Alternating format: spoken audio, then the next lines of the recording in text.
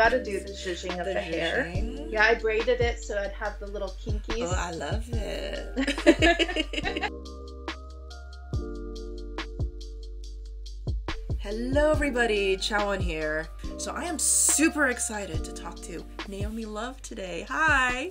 Hi, Love. Thank you so much. I'm so excited to be here. One of the aspects of what I do is actually working on and massaging the belly to help coax the womb into optimal position. And so for men, it would be considered the hara. So it's located below your belly button and above your pubic bone. And so for women, if the womb is out of alignment, so if it's tilted or if it's retroverted, so there's all these different positions that it can go in. If it's out of alignment, then we're not able to connect to our own center. We're not able to maybe connect to the earth. And so there's a lot of spiritual symptoms and physical symptoms that can manifest when the womb is not in an optimal position. And then on top of that, if we're not, as men or women, or however we identify, if we're not able to connect to this place, then we're missing the true source of our power. And then we're missing the connection to our ancestors and the connection to the earth and the connection to others. So there can be this sense of isolation. There can be this sense of like not belonging. So I mean, on an intuitive level, like I'm like doing a fist pump right now. Like, yes, I get it. But there's definitely a part of me that's just like, okay, there may be people in the audience who are just like, what?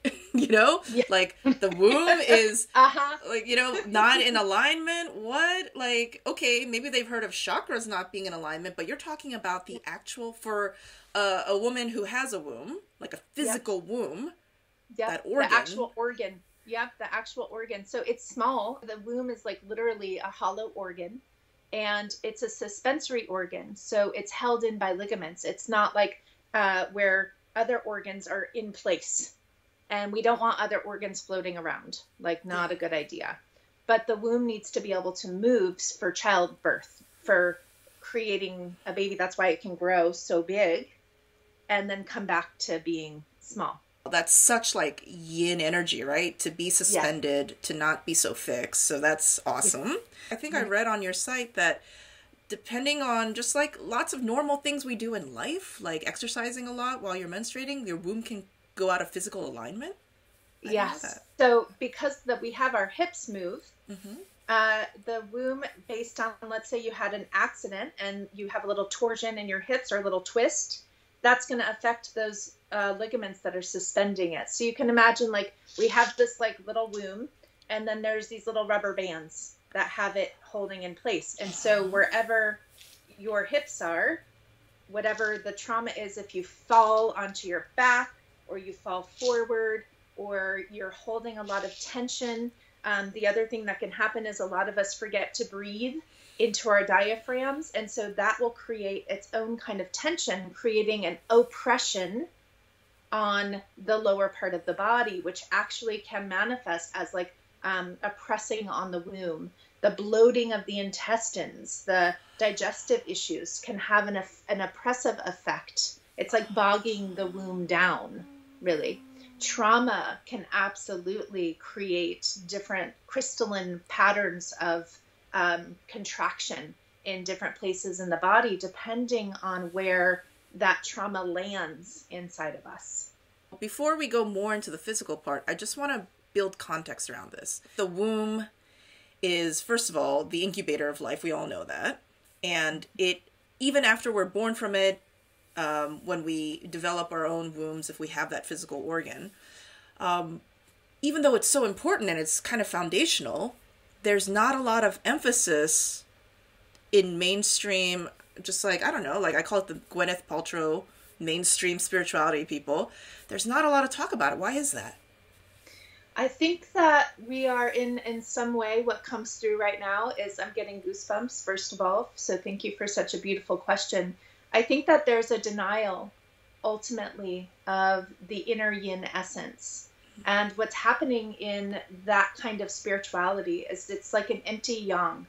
I'm going to speak to the energies, just like the qualities of them. So even when we talk about feminine and masculine, when I'm talking about it, I'm not speaking to a gender. we're speaking to the quality or energy that holds. And so an empty yang would be like an empty Tupperware. The yang is the container. The essence is the soup that goes inside of that Tupperware, right? And so if in that kind of spirituality that's become so mainstream, it's a container, but it's missing the essence. And so it feels like that is a metaphor for how we are with the divine feminine. We're still kind of missing that essence, and we're still approaching a lot of things from this linear way of thinking. And the feminine, ultimately, the yin, is circular, it's rhythmic, it's the moon cycles, it's the lunar, it's the tides, it's the cycles of life. It's not linear. It can't be put in a timeline unless it was a circular one, you know? And so that feels like a big part of why we're not connecting to that place. And then that place, my loves, it also stores and has the potential to store a lot of our unconscious and denied parts that we don't want to feel. What we tend to do is we tend to deny whatever we don't want to feel, whatever we want to deny, we kind of shove down. So the womb, because it's this hollow organ, it can easily get filled with the unconscious. And so because of that, there's a lot of fear around really going to this place. I mean, I had a client recently who said she booked her session with me and cried for a week before she came because she was scared. What was she scared of? Going there. Feeling what may be stored. In today's society, a lot of trauma work is based upon here, like the thinking, the analyzing of. When we say, I'm just going to push that feeling down, we're literally doing that energetically as well. And where does it go? It goes right to this area right here. And you know, this reminded me, okay, for the people in the audience who are just like, well, I don't have like a physical womb, this doesn't apply to me. There's this one guy, David Goggins, he was talking about how, you know, he had a horrible childhood, like traumatic childhood. And when he got older, he became an ultra endurance athlete, but he basically fucked up his body because he was running with, he said, really tight hip muscles and like really tight like muscles down here. I don't talk about it a lot, but the stress of my life getting to 24 caused me to have some serious psoas issues. I didn't know anything about this shit. The psoas muscle is what we use. It's your hip flexor muscle. And basically under stress, it starts to tighten up. My psoas muscle got real tight to my T12. So I'm 6'1", but my muscles were like 5'9", because I just started, just the muscle tightness from my psoas going to my T12, I was just getting tighter, my quads, everything getting tired from just stress. So what happened was all the shit I did to myself, the stress I was under, physical, mental, all kind of shit, it just choked me out. Like he just blatantly said in his book, all my trauma was stored there. So this isn't just like woo-woo talk. This is like Navy SEALs guys, tough guys also saying, yeah, my childhood trauma of getting the shit beat out of me, being abandoned, that was stored inside my pelvic area. Wilhelm Reich was one of Sigmund Freud's students, and he was studying with him for a while and observing with him in sessions, and then he kind of branched off and started to create his own, what he started to see in people's bodies, and he calls them emotional armor bands. And he said, like, there's a pelvic emotional armor band that starts from below our belly button, like the top of our hip bones, and goes all the way to the bottoms of our feet. So you can actually see sometimes when somebody's standing, they'll stand on the edges of their feet. And that this is also, you know, a sign of some stuff. You know, there's no judgment either. If we all have fucking stuff, you know, like, it's not like, oh no, shame on you, you've been storing your stuff. Like, no, we all have it. When we talk about magic, a lot of people, they do magic from like here up. Yes. So if we talk about chakras, we're talking about throat chakra up and focus really on this crown chakra, ooh, you know? And there's sort of a resistance that a lot of people have to going deep into below the, I guess the what is this, the solar plexus chakra? Yes. When you have life just throw shit at you because we're all human, there's gonna be stuff that you push down, as we all say, down to here because we had to survive. But now that we're older and we want to take power back to ourselves, what can we do about it? And this is where your teachings come in. And you mentioned you've been doing this for 30 years. How'd you find out about the wisdom of the womb? I thank you for bringing that up, because I wanted to also honor my teachers' cultural appreciation and all. I'll just say what led me to this realm was fucking miserable, traumatic childhood. Just so much trauma. And that was like my ninja training, really, you know? And so I connected to the plants as a child, and that was kind of what kept me sane. And then it was like art, and then it was witchy medicines. So when I was like 9, I had this Hanai uncle, which in Hawaii, Hanai means like your adopted uncle, that I met, who became my dear friend and would take me to the store and let me buy all the witchcraft books that I wanted and spell books. And so I just started really getting into that realm. And then through time, I was in herbal school, and which was like very earth-centered witchy, like the Green Witch kind of information and content. And I was introduced to Rosita Arvigo, who is a white woman who went down to Central America and studied with this Maya indigenous healer. And he shared with her the transmissions of this beautiful work. And then Miss Beatrice Waite was a part of her community. And so I went down and started studying with them. And I was like, whoa, like all this women's stuff, and what the womb, and what do you mean my body, and what do you mean this organ? And like they taught all about like the organ and the nerves and the blood flow and the ovaries and like just the technical stuff, really, you know, and just being like, whoa. And you can actually like massage that back into place, like cool.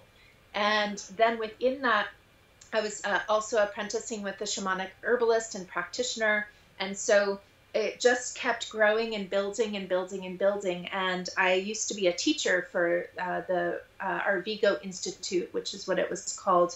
And then I have had my own practice. So I've seen over 60,000 clients in my career. It's a lot of people under my hands and in my space. And I started to kind of change the techniques to really meet the, you know, it's like when you study something, you learn the technique, you maybe learn the spell, you learn the magic. And then there's something where now you're embodying it and mixing it with your own chemistry, and then something else manifests. So because I've studied so many things, the womb work became something other than what I was just taught. It became what came through and how I met each person and the results that I saw.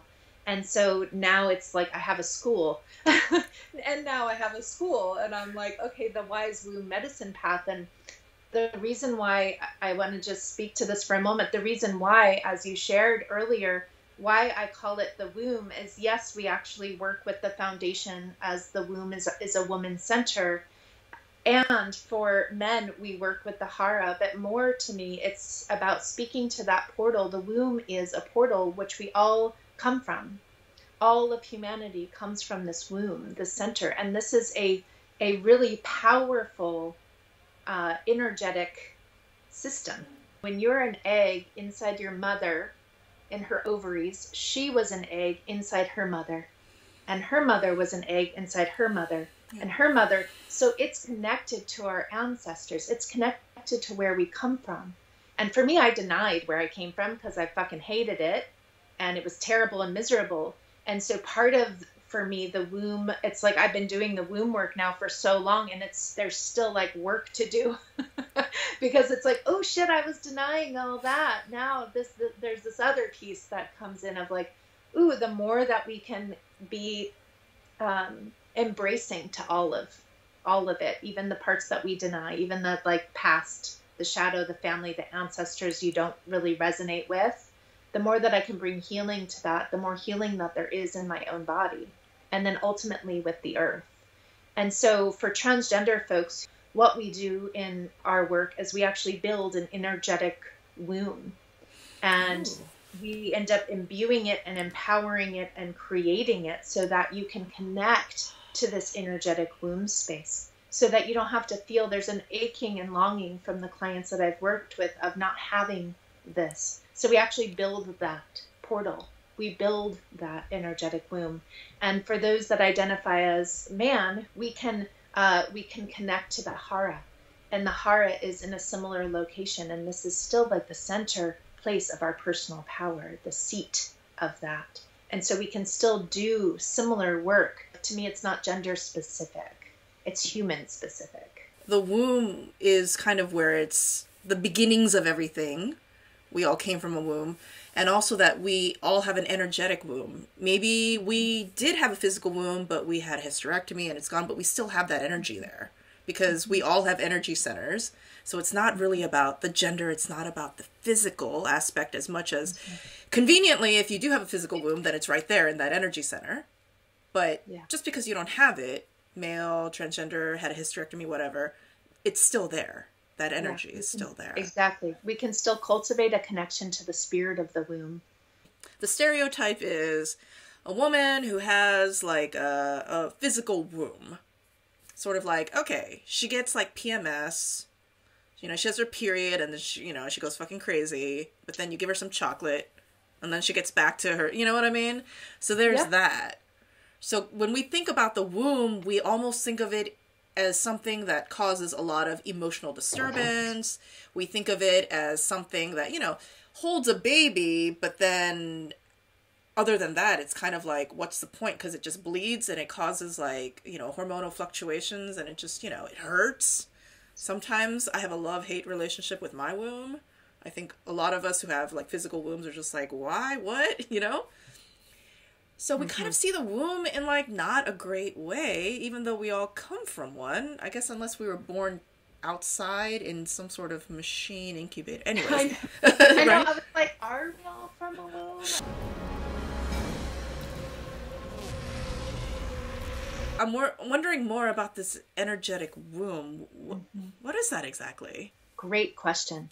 So if we were to even just connect to the quality and energy of like the root chakra and the sacral chakra, so that grounded presence that we feel, let's say when we're like laying on the earth or sitting on the earth and we feel held.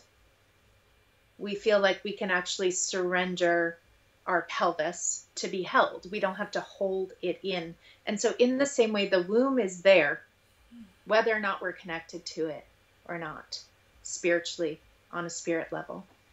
You made a really good point about, you know, PMS and symptoms and this love-hate relationship. And if you do have a womb or if you've had to have a hysterectomy, can be a lot of wounding that has happened here, sexual traumas, rapes, like all sorts of things can make us not really feel super connected. You know, in Rosita's school, she'll talk about like potty training, like certain kind of potty training can actually like create barriers and blocks in this area. Spanking, you know, abuse, like so many things. And so the more that we're working with the energetic womb, and this, because to me they're the same. So if I'm working with a woman who identifies as a woman who has a womb, the spiritual and emotional, they're just this different sides of the same thing. They're not separate. The physical, spiritual, emotional aspects of it. If you don't have a womb and we're building that energetic grid, there's actually a beautiful thing in there is that we can, there aren't any imprints. Unless you had a hysterectomy, there aren't any imprints that we necessarily have to clear, but we have to build them. What we say in the womb work is like the symptoms that a woman may have with her cycle, the love-hate relationship with her cycle, with our blood, all the symptoms are usually our own intuition, because the womb is also very much connected to the third eye. When they're in alignment, you can actually see more clearly when your womb is in optimal position, because it's literally our root. And so if the womb, I'm going to be the womb as I wander, I'm like, what am I doing? So if the womb is like a wandering womb in the pelvis and we can't connect to the center of ourselves, we can't see clearly. If we can't connect to, like you commented on the body, if we can't connect to this body, we're here on earth in a body. This is what we are. That's just the fact, right? And so when we can connect and not deny this body, like you were saying, living from just up here. Oftentimes, a lot of the wounds, like the PMS, the endometriosis, pelvic PCOS, cysts, fibroids. I mean, like the list can go on. Cervical issues. A lot of this can happen because it's like we're being called to presence here.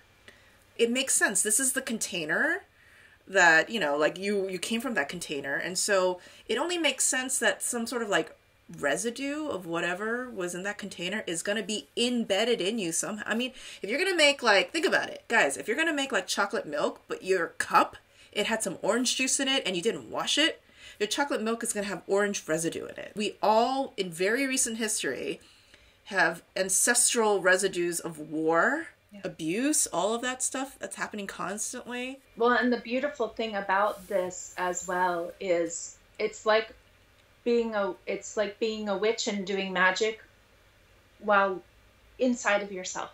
You're closing your eyes and you're checking in. I call it the Wise Womb Way. We call it the art of inner alchemy. And so it's like how to go inside your body and to listen to the messages that your body is sharing. When there's a lot of trauma or a lot of denial or a lot of pain, we can't connect there. Like we might not hear anything. I struggled with like these crazy episodes of pain that would last like 10 or 12 days. And I would just be on the ground, like screaming in agony. And it was like, and then the rest of the time I'd be like, well, what are you trying to tell me? What's going on? I couldn't hear anything. It was like blank. And I was like, what the fuck? You know, like, why can't I connect to my wound? Like, this is like what I do. How can I I'm not hearing anything. And so sometimes that means that we need a space holder to help guide us because we may not be ready to hear what's there. And that's okay too. So all of you who are listening, who may want to, you know, try listening to your body, like one of the biggest suggestions that I have is like, try to get out of the tendency to judge. Because a lot of us are like, oh, that wasn't it. I'm just overthinking but like just come into like the sensations that you're experiencing. So when let's say you're a menstruating person and you're menstruating and it's like cramping, like going in and just being like, okay, what's happening here? What am I noticing? And then describe the sensations rather than I'm experiencing pain. Start to describe the actual sensation. Because when we can describe the sensation instead of that judgment of it being pain, it can sometimes dissolve a little bit because the judgment keeps us in contraction, like physical, literal contraction. Like, ow, that hurts. Instead of like, well, what does it feel like? And we bring, basically it's like bringing curiosity. A lot of people are in I'm not going to think about anything negative because law of attraction told me that if I do, then negative shit's going to happen to my life and it's my fault. There's this image of womb healing as being heavy and intense, chaotic, exhausting, too much. I got a job. I got to take care of my dog, you know? Yeah. What do you have to say to that? Yeah, it's true. There has to be a balance between the lower and upper centers. And I don't really love the word balance because it's honestly nothing that we'll ever attain. We're always looking for like the balance, constant. It just, life is always going to be fluctuating, right? Like your womb. That's just going to be it. Yep, this is how it is. Ride the cycles. But it's about, for me, what I've been playing with is it's about what sparks joy inside of me. What sparks that light? Where, you know, Marie Kondo, as silly as... When you touch an item that sparks joy, your body would respond this way. On the contrary, when you touch an item which does not spark joy, you would feel... I've been playing with what are my yeses and what is joy. Like my whole life, I didn't know that. I didn't follow joy. I just followed struggle because that's what I knew. If we go to this dark realm and we get stuck there, and the dark realm, let's just say, is like, close your eyes, picture your pelvis. It's dark in there. Right? It's dark. And so if we go to these dark places that are more about the sub and unconscious aspects of possibility, we also need to balance it with the light and the remembrance of It's all inclusive. I'm going to say something super cheesy, so I'm sorry for that. It's all love. And ultimately, all of the anger and all of the fear and all of the hatred is actually all started out as a seed of love. Positive people that are like overly positive will be like, oh, just let it go. Or, oh, stop that. Don't cut people off.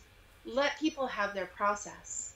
Hold the container so people can have that process. And then sometimes the person that gets obsessive in that dark process, we can say, what about this, right? But we have become overly obsessed with the positive. And because of that, culturally, collectively, we are asleep. And by doing that, you can see how it's all manifesting, and you can see all of the places where we're trying to push out of that sleepiness as a collective. There's one more piece that I want to speak to around the pain bodies. So we have these energetic pain bodies collectively. And so sometimes when you're like feeling something in your own body, you were talking about the ancestors and holding these like patterns that can be set in place from great grandparents.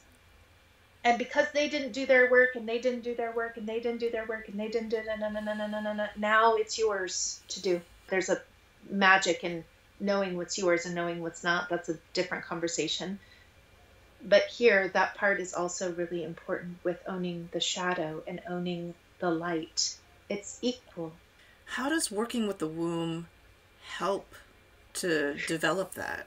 Because there's a lot of other spiritual practices we can do, but what makes womb work special? Because it is this like source of life and we all come from one.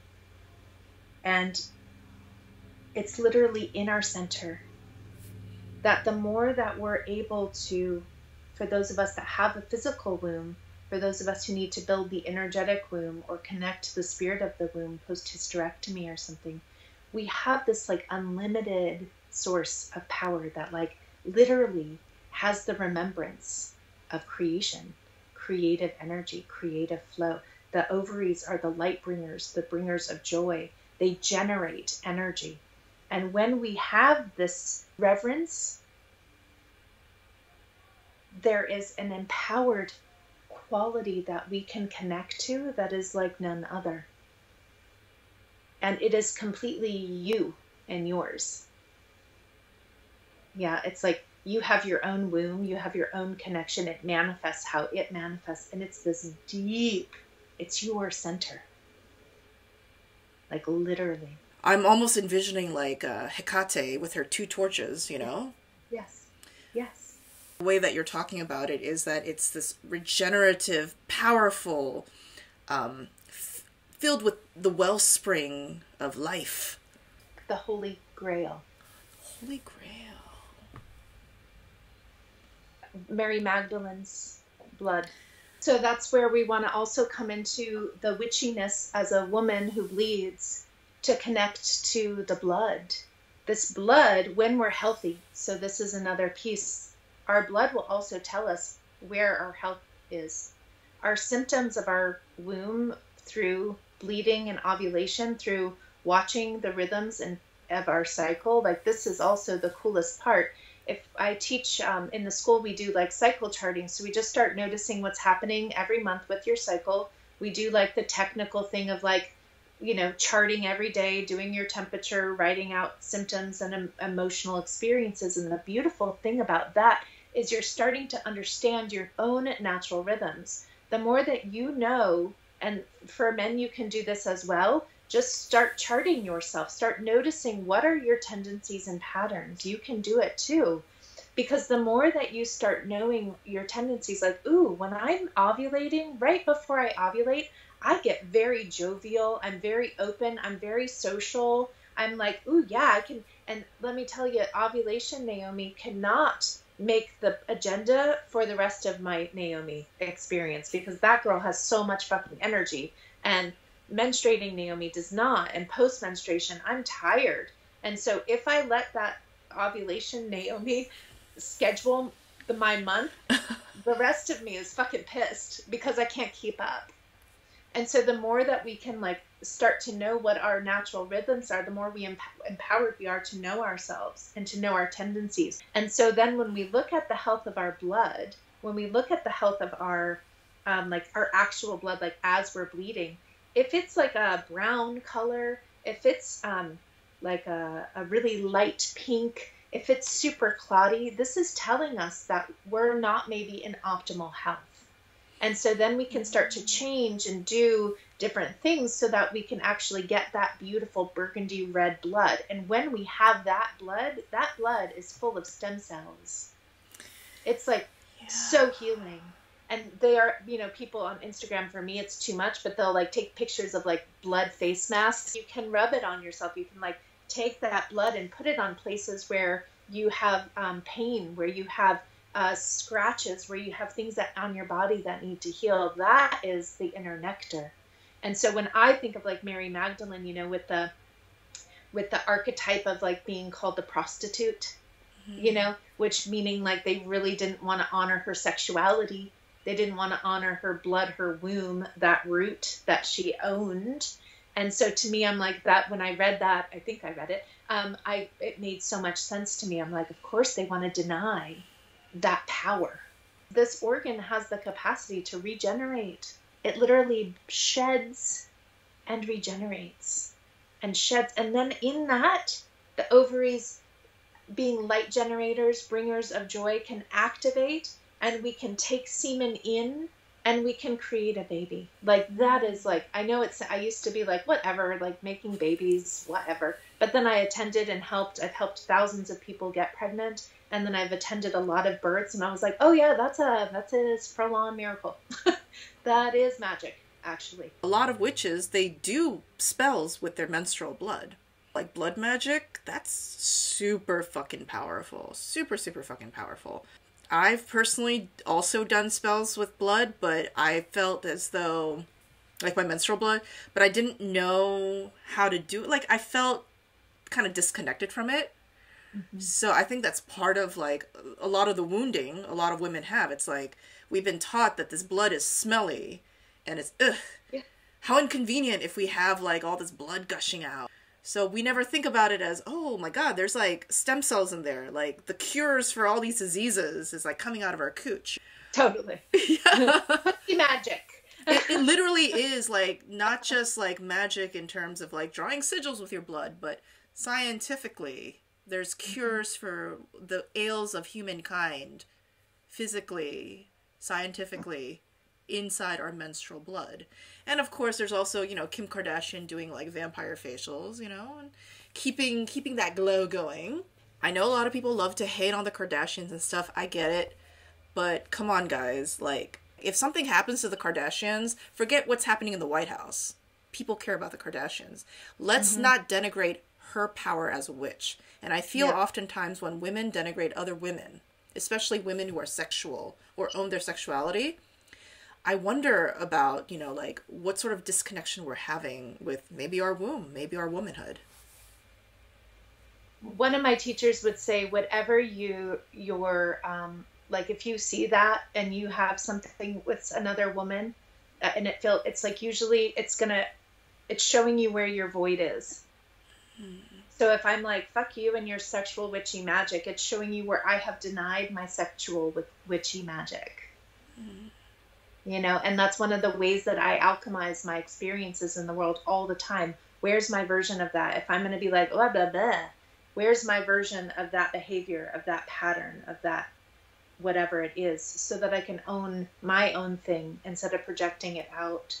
That's a huge piece also of the shadow work, because we tend to project out and try to blame and shame and whatever outside of us, and we have to bring it back in and say, where is this, where am I? What's my part here? You know, I lived in India a lot, and there's a lot of renouncing, right, of the body. And it's a lot of times in like the meditation world, there's a lot of, you know, it's out, like I want to transcend. And so I'm very much come from an earth-centered lineage. I'm here on earth. I'm in this body. And it doesn't mean I always accept being in this body. This is part of our humanity. This is part of being embodied and connecting to that. and it's not denying it. And the placenta. Tonight is our beautiful placenta dinner. What animal is this placenta from, just FYI? A human. What? It's not that often that I cook. Oh my God, that looks amazing. Is it a brisket? Yeah. Cut you guys a piece? Oh, it's nice and tender. That knife just melts right through. You know, we dehydrate it, or we like blend it, or you freeze it. Like there's all sorts of things that you can do to it. And that's actually like given in Chinese medicine in all sorts of ways. As you know, I remember when we didn't know if I had endometriosis or what the symptoms that were manifesting were. And I went to a real Chinese acupuncturist, and she was like injecting me with placenta. It's almost like, if you can imagine, like the bone marrow is deficient of energy, of essence. The placenta is like that. It's giving you that level of mama nourishment. I mean, I'm just thinking about how amazing like if you give birth, if you're physically able to give birth and you're able to breastfeed, and like the first milk that comes out, you know, like a lot of very health conscious people, they'll drink, what's it called? Colostrum or something from? Yeah. Colostrum. They'll drink it from like a cow because it's so nutritious. And I'm thinking, how does the body do that? That's miraculous. How does it become like this? It's quite magical, this body. It you know, really and we're just not accustomed to thinking of ourselves in that way. Oh my God, this is such an empowering thing for, I think, women to hear, because our bodies have been told, like the period thing is like, that's been used as an excuse as to why women can't go into combat, you know, they'll get infections, something about their vaginas, they get periods, just everything about that is considered like disgusting and inconvenient.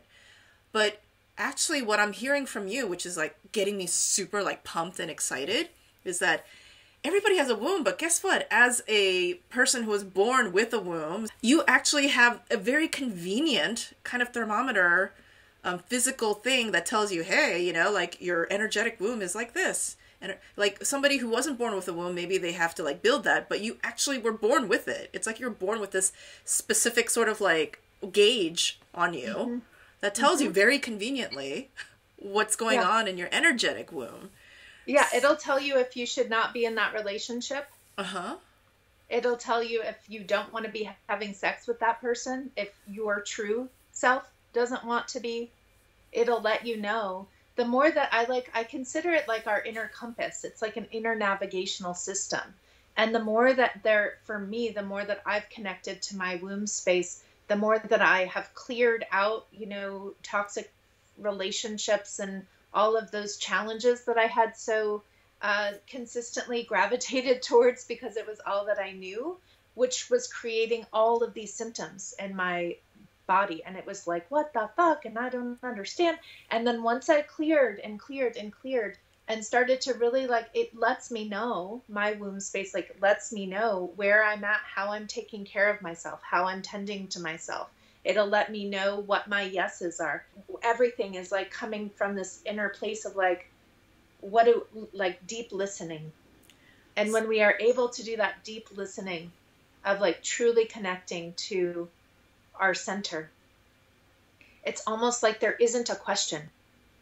It's just a yes or not. I guess I always thought about the center as being like here, like the solar plexus, but perhaps we need to look a little bit further down, like here, like right where the sacral chakra would be, the womb, the energetic womb. And if you imagine the pelvis as a bowl, so the top of the hip bones, the womb is in the center of that pelvic bowl. If you want to feel where it would be, you touch your pubic bone. And then if you bring your fingers like this to your pubic bone, and all of your fingers are touching the pubic bone, where your pinkies are, like, can I bring it down here and show you? Okay, so here, so here's my pubic bone. Where my pinkies are where my ovaries are inside. And so right here is where the womb is. The bladder is underneath it. And then the ovaries are on either side. And then you have the intestines, the small. So like if you have that bloated, as I was saying, like I can feel my small intestines feel a little bloated, it'll create that oppression. And so when the womb is in optimal position, that's where it would be. If you look at a diagram of a female pelvis, you'll see the womb at the center of the body. And it's kind of cool because the other thing that I want you to consider if you do that, because some people, if they don't have a connection to the womb, or even if you're identifying as female and you were born in a male body, I'll even have them sometimes draw like or color in pictures of the womb to like build a connection to it. So if you can't connect to it, like print out a blank chart and like just draw it in, color it in as a way to start connecting to that. So we even like, it's sometimes helpful if we can get the tangible, this is what it looks like. A lot of the diagrams show the uterus like standing up with like the ovaries up on the side. That's not actually what it is. The uterus is tilted a little bit forward and the ovaries are actually behind and on the sides when in optimal position. So if it's not in a good position, let's say, and it's tilted over to one side, that blocks off the fallopian tubes on either side. It blocks off the communication between the brain and the ovaries, and that's how we get hormones going. And so that can also be part of the hormonal imbalance, is when there's like a miscommunication because the flow isn't there. And so just to speak for a moment about like fertility and pregnancy. So with infertility, if a woman is struggling with that, this is something that we always go to, is the spiritual, emotional, and physical womb. Absolutely. If anyone is coming to work with anything cycle related, obviously we go to all of these things. And then during pregnancy, we also can coax the womb to stay in that optimal position, because the uterus will move, right, and get so big in pregnancy. And so we can coax that womb to stay in optimal position for an ease of childbirth. Today is probably one of the first days of my life, and I'm like 40 years old, where I've touched, like, I didn't even know where it was. Like, I was like, oh, I know it's like somewhere around here, but I didn't know it was that low, first of all. I had no idea that the fallopian tubes and the ovaries were like kind of behind. I had no idea that the womb was suspended by ligaments rather than like fixed. I kind of felt like, for whatever reason, I kind of saw it as like kidneys, in that it was like kind of there.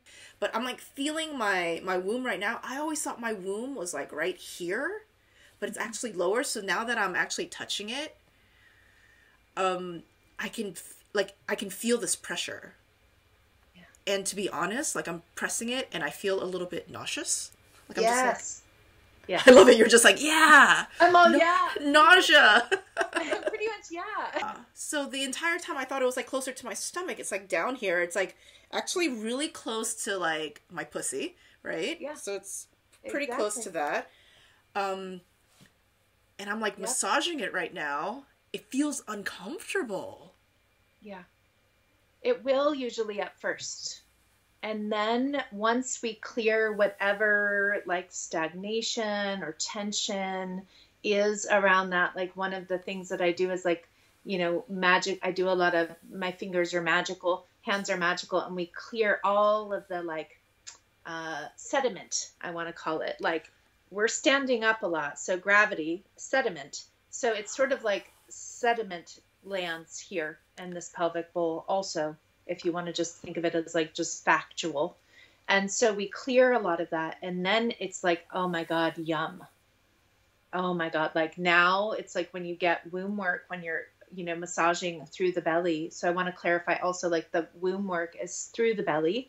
And I do also in my private practice, internal vaginal work. And then I also wanted to say, for reference, if you want to play with where your uterus is, for those of you that have one, with clean fingers, totally clean fingers, just, you know, on, let's say on day 1 of your cycle, so the first day that you bleed, you can just go in and kind of feel where your cervix is. The cervix is the root of the uterus. Mm-hmm. And so if your cervix is not, like when I go in, my uterus tends to anterior, it usually falls forward. So if the uterus falls forward, my cervix is more on the back wall of my vagina. Mm-hmm. And so then you can just start to feel, and you'll feel it move. Your uterus will move naturally through your cycle anyway, because that's just what it does. And so then you can start every day just feeling, hey, where's my cervix? And honestly, some of us, when we touch the cervix, like we feel a little nauseous. When I'm brushing my teeth, I like open my mouth and I'll look at, like my throat feels a little bit sore. Maybe it's like swollen here, but I've never thought, let me see like where my cervix is today, even though that's an important part of my body. Yeah. That's actually, you know what? That's probably something that if you have like, if you were born with a womb, you can start doing that tonight, right? You can start doing it. I like to, if you want to have like accurate information, you want to start it on a day of your cycle that you're able to know, what day that is. So like if you know you're ovulating, then you can say that's about like, day 14, if you have a typical 28-day cycle. But it's nice but just go in and feel it and just be like, hey, hey girl, how's it going? And then I always like to imagine that as I'm touching, especially this part. So the next piece that I'd like to just bring in is that so often for women with vaginas, we don't have a lot of experience of things. Let's just say the yoni or vagina, the pussy, has a lot of experience with agendas. A doctor has an agenda. We usually have an agenda to clean, to get something in, to get something out of that area. There's not a lot of times that we give this place attention without wanting something from it, whether it's an orgasm or what's wrong with you down there, or, and so I just want to like plant that seed of like being gentle with yourself. It's like, not just like, stick it in there, like just maybe if that resonates with you, to just, okay, let's see. And then I like to envision that your fingers are light wands, and the light wands are going up to just gently feel where the cervix is. And then you can just send a little light there, because, the hands are expressions of the heart. Yeah. And so we can send our own heart energy directly to the cervix. I'm like, what kind of magician am I? I'm like, it must, in the body witch. That's awesome. Like being like a pussy witch. Oh, yes, I'm a total pussy witch. I'm trying to think of times in my life where it even occurred to me, like it even came into my imagination that, you know what? Instead of putting fingers inside my pussy for what sexual reasons, maybe just relaxing with absolutely no agenda of getting off. Just for exploration. Yes. That's like never even really occurred to me before. Yes. That's like one of the foundations that I teach in the school, because a lot of, the Tantra world, speaking of the shadow work, the Tantra world is also very much about like vaginal eggs and yoni eggs and yoni wands and da-da-da. And, that's great. And I tend to see the clients and they show me what's really going on. And so I get a good finger on the pulse, so to speak, of like actually where humanity is. With 60,000 clients, that's a lot of fucking people. We don't typically sit without an agenda there. So I don't actually work with yoni eggs right away. I don't actually go internally and do vaginal massage with somebody right away, even if that's what's indicated, because we need to build presence here. We need to like create that safe container for ourselves. And then for me, like with sex and pleasure, I didn't know that sex could be for my pleasure, to be honest. I always did it as like maybe some performance, like, I don't know, like I didn't really like consider myself in it for some reason. That was my own thing. But the more that I realized that in myself, the more that like, that's how so many people actually feel. Like they didn't feel like, ooh, when I have sex, that it's like, the person that I'm with is like with me. They're usually trying to get something out of me. Yeah. And then we also have been trained to do that with our own self. And same with like tampons and like, when we're bleeding, it's like, like get the tampon in, get the cup in. And so when we start to shift that, like you just said, like lay in bed, no agenda. You might even like, I'll teach a mirror gazing practice where you just like look at your genital gazing, to like just fully accept what's there, because we also have there's a lot of shame that gets stored here in this space. And just building that relationship and knowing where your own cervix is and kind of starting to feel that there's an empowerment that comes with that. I consider myself to be pretty sexually balanced in that I don't have a lot of hang-ups, I'm not one way or another. And, you know, I have a healthy sex life. But even for somebody like me, who's like relatively balanced and doesn't have too much shame about sex, it just never even occurred to me that I can just relax and explore that area. I mean, I've heard of people taking a mirror and looking down there, but it seemed almost more like it was like what these like hippie women did, you know. Totally. You know what I mean? And it's like that, Yeah. that performance art, you know, I think I watched a video of some women, they like dip their pussies into like paint and they squirt it out and it's like art. So I was just like, well, I don't have time for that.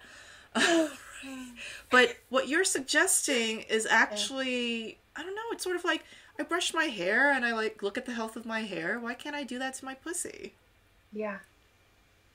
And like to know what it looks like, because, you know, honestly, when I was younger, you don't look down there unless something's going on. Yeah. And then you're only giving yourself attention when there's something wrong.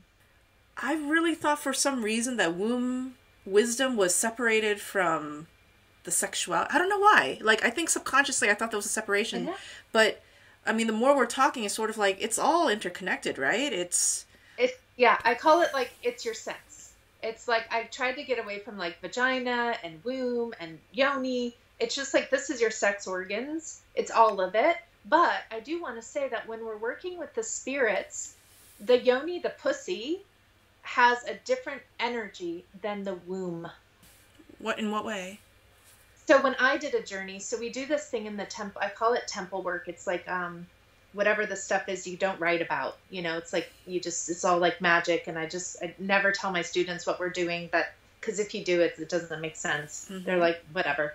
So anyway, we do this practice where we do what's called aspecting. So you have on one cushion, you have the representation of your vagina, your pussy. And on another cushion is the representation of your womb. And then you're sitting on this cushion and you're the whole of you. And then you sit on either cushion and you talk to each of these the spirits talk to each other. So the pussy talks to the womb. And sometimes you might throw the heart in there. And this is a way to like clear sometimes things that we're not conscious of. So you actually go into the magic of actually becoming and embodying fully the energy of just the pussy. And then when you sit on the other cushion, you're fully embodying the spirit of the womb. And you can do these, like there are all sorts of different ways you can do this. And then they talk to each other. And I was like, oh wow, my pussy is like a teenager and my womb is like an old grandma. The pussy's just like, get it in there, fuck me, woo, you know? And the womb is like, you know? And I was like, wow, this is so funny. I had never thought of them as they are two very different energies for me.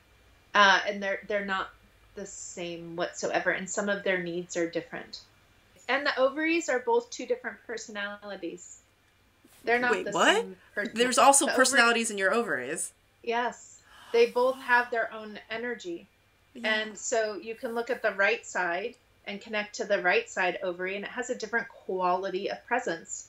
You can look at the left side, and the left one has a certain quality of presence. And sometimes, like, you know, I don't really follow the rules of like right means masculine and left means feminine, because I feel like we're all interchangeable and it's dependent on who you are and how it feels for you. So the left side, sometimes I'll notice in myself that does hold actually more of the patriarchal quality in there, like the wounds of that are what's stored there. And on the left or on the right side, I feel this like more matriarchal quality. And then sometimes like as you're feeling into them, you acknowledging that they have different personalities, I feel like is a beautiful, because we think they're just ovaries. But they actually hold different magical properties. This is very exciting for me. Like, I'm literally, like, ready to jump out of my skin right now. I always felt that, you know, people who are marginalized, like women, people of color, LGBTQ, there was something inherently magical about us because we occupy liminal spaces, of course.